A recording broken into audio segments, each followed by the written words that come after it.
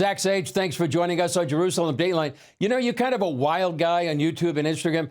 Tell us about the videos that you do. And the one I want to know about is the Wild Wild West Bank. Tell us about that. Yes, I'm definitely a little crazy. I've been running around with a microphone and a camera since I was 13, 14 years old. I was an early YouTube pioneer. It started from running around my high school with a camera and a microphone all the way to West Bank. Yeah, you know, I think the shocking thing about that report was just how much pro-Hamas sentiment there was. Do you think Hamas should release the Israeli hostages? No. No. No. Nothing named Israel. There's nothing named Israel? There was really only some surveys that had come out that showed a high support for Hamas in the West Bank. But I was really the first person that was willing to actually sneak in there with the camera crew and go in and get the right footage. Do you want to live with the Israelis in peace? Or No. I want one state solution. No Israel. So no more Israel? Yes. Israel wiped off the map. Palestine فقط. I say sneak in because one, Israelis can't go. I'm not Israeli. I'm an American Jew. But I've been told that even if your name sounds Jewish, they really advise you not to enter. Luckily for me, my legal name is Zach Sage Fox. And so that sort of saved the day. I was able to say I was Italian, and I got snuck in with a Muslim film crew. So and that's the rest is history. Yeah. So you've been running around with a camera since you've been 13. But tell us, after October 7th, how have things changed and what have you been trying to do through these videos? You know, all my idols let me down. Like growing up as a Jewish kid from Philadelphia, you know, the people that really inspired me were the Adam Sandlers of the world, the Jon Stewarts, the Larry Davids. You know, there's so many Jews in Hollywood, and we're such a small people. And the fact that we had such an amazing footprint, I mean, a really fantastic footprint for our size in Hollywood, another desert that was made blossomed by the Jews, you know, in the early 1900s, you know, it shocked me that all these Jews were silent. You know, and not only were they silent about Israel, you know, you want to claim Israel's controversial. I don't agree, but they've been silent about the anti-Semitism and the rapid rise of anti-Semitism. I mean, even a year and a half later, just last night, there were even more violent attacks than I've even seen in New York so far in the boroughs of Brooklyn. I mean, literally, we have a Muslim nurse being identified as one of the people that was out there attacking the most Jews. I mean, these are people in mainstream America that are posting a lot of their Jew hatred and their desire to attack Jews on social media, and the places they work for aren't even looking at them. And so the fact that we have that problem going on, not just in the medical world, but a lot of professions, the fact that we have that paired with this woke ideology that has really scapegoated Jews as, you know, another, what's the right word? I mean, we're scapegoated for so many things, but I guess in this case, again, we're, you know, the attackers rather than the people being attacked in the world. And there's really no minority group that's gone through as much persecution as Jews in the last 100 years. You know, just like all these Jews in Hollywood, all my ancestors fled the pogroms of Europe. And every Jew is a descendant of persecution, whether it's in the Middle East, Europe. You know, there's no Jew that's outside of Israel that got there accidentally. You know, we all originate from there, and we were kicked out of every land for, you know, being scapegoated for all kinds of reasons. Well, you found anti-Semitism there in Ramallah, but you also found it on college campuses, and you did something called the Hamas University. What did you find out? The Hamas University was actually in Washington Square Park in New York. So you actually get people from NYU, Columbia, Pace, Fordham. It's like a feeder for all these different colleges. You know, I did that with Yechiel Jacobs, and it was terrifying. I mean, it was a way to use comedy to shed light on a really dark issue. But the fact that you had so many young people in school, some at Ivy League colleges, who were totally open-minded, if not excited and willing to start a Hamas fraternity, to join a Hamas fraternity, was frightening. We're starting a new fraternity, Hamas. Fuck. Are you guys anti-Israel? Yeah. Putting together a Hamas fraternity. Eta, Alpha, Mu, Alpha, Sigma. Bringing back the encampment, like basically burning American flags. You guys down? This point. fire, absolute fire. And all the proceeds go to like funding terrorism. Awesome. You, Thank you so much. My background is comedy and entertainment. Activism has been a newer tool for me in my Rolodex. So basically, I try to come up with the most entertaining way that I think can get the facts out there and can really shed light on these Jew haters in America or all around the world. I just did my first undercover report actually in the UK in London in one of these pro-Pally rallies too. So I'm really taking my cause worldwide, developing a feature film with a big Oscar-winning producer. Really excited about that this year. I'm writing my first book on the history of anti-Semitism pre and post October 7th. So really just trying to fill the void for, so much of the silence from people with much bigger followings than myself. Tell us about your undercover work there in UK. What did you find out? It was really fascinating. The support for Hamas and other terrorist groups was much more out in the open.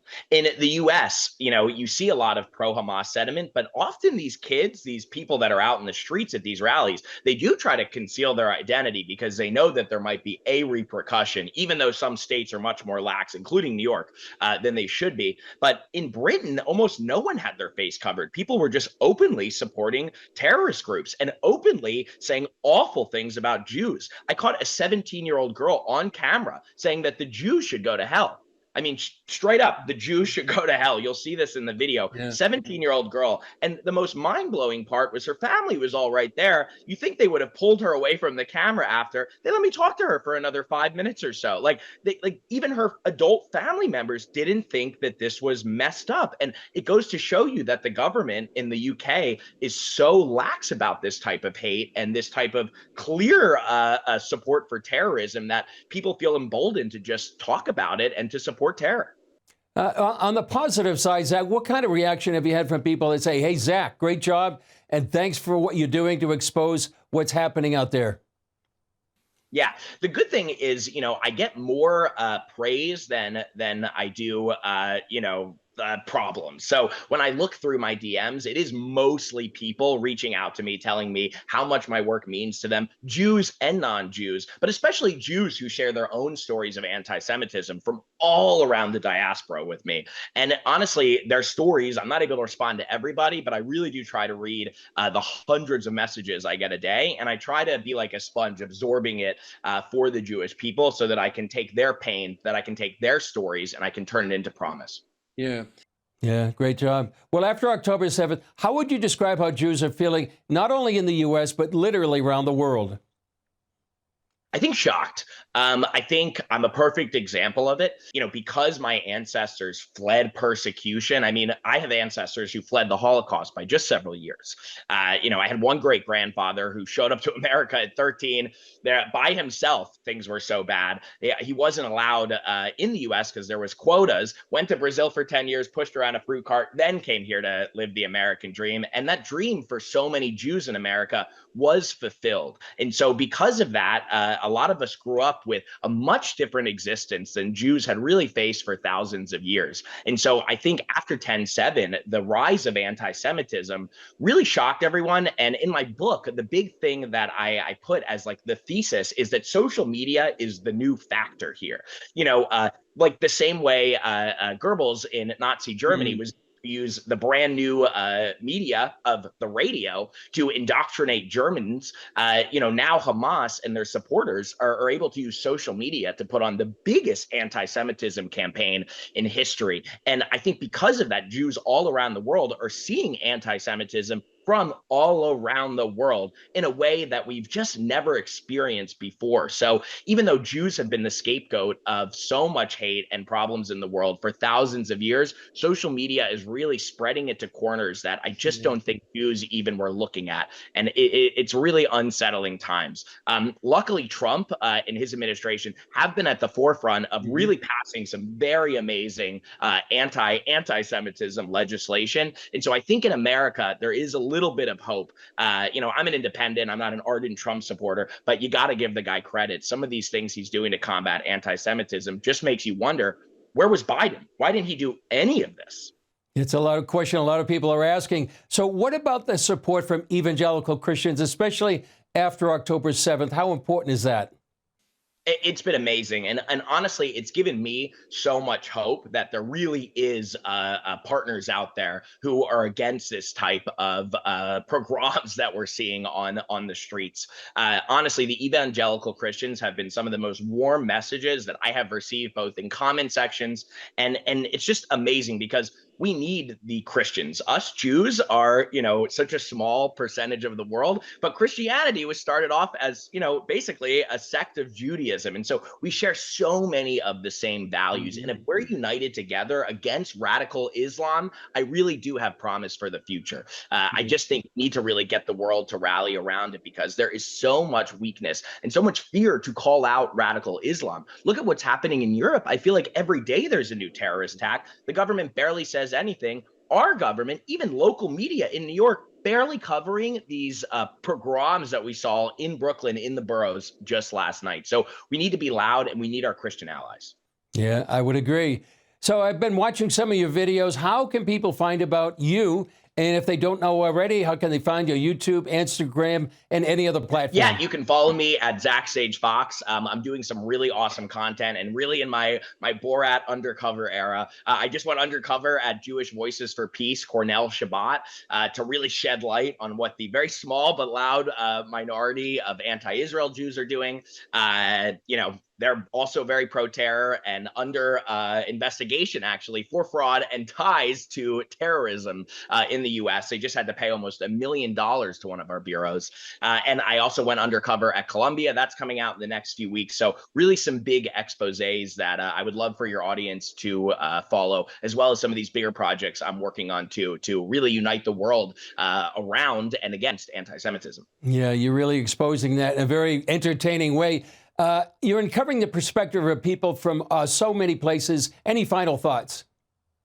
No, thank you so much for having me. And really, I just encourage your audience to just follow along my journey. As you'll see, I'm an entertainer first. And so I really try to come up with things that aren't just illuminating, but entertaining. And so I really make sure that all my reports have that extra level of production. I come from a film and TV background. I started off my career on YouTube. Then I had my own Disney show, wrote and directed, started a feature for Hulu and another one for Amazon. So again, really, basically built my production company to be able to do deals with different Jewish and Israel nonprofits to fight the PR war. But again, we really do make sure that entertainment is at the forefront too. So you will learn and you will laugh and you might even, applaud us along the way.